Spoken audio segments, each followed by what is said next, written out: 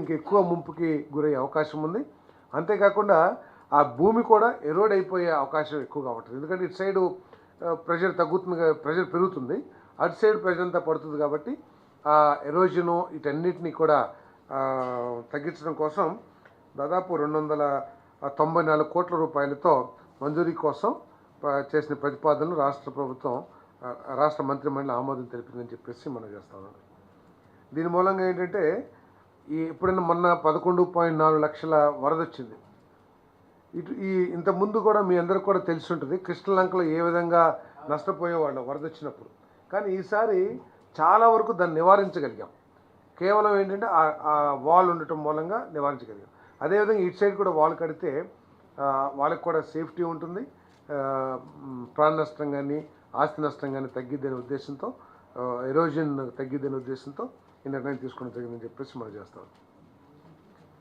అదేవిధంగా AP industrial corridors development corporation APICDC special purpose వెహికల్కి Kopparthi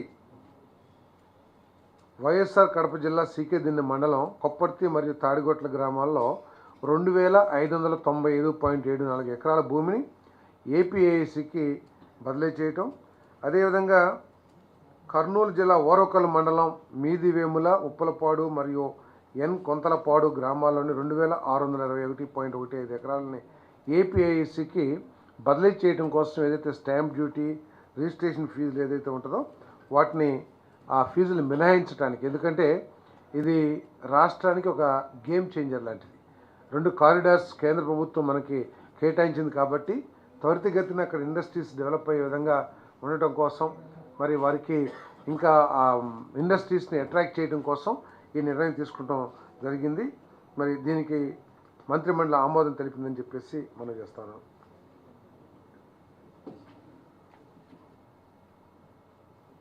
GOMS 84 dated 24/2/23 ద్వారా urban land ceiling భూముల క్రమబద్ధీకరణకై దరఖాస్తుల దాఖలు సౌకర్యం మరియు 22A కింద నిషేధిత ఆస్తులుగా నోటిఫై చేయబడి భూముల క్రమబద్ధీకరణ కోసం నిబంధనలు, షరతులకు అనుగుణంగా సంబంధిత రుసుము చెల్లించడం ద్వారా మిగిలిన దరఖాస్తుల స్వీకరణకు గడువును 31/12/2025 వరకు పొడిగించాలని చేసిన ప్రతిపాదనకు మంత్రిమండలి ఆమోదం తెలిపిందని చెప్పేసి మనం చేస్తా ఉన్నాం.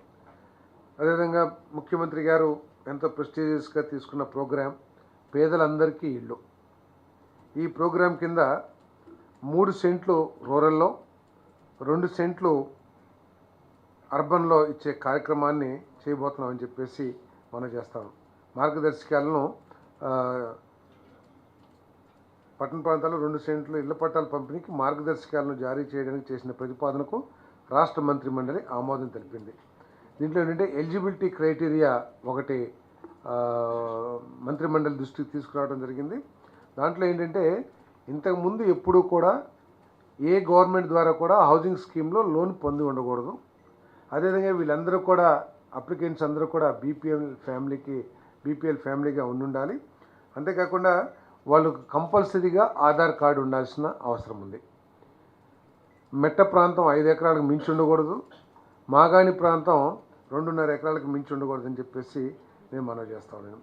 అదేవిధంగా గతంలో ఇళ్ల స్థలాలు ఇచ్చారు.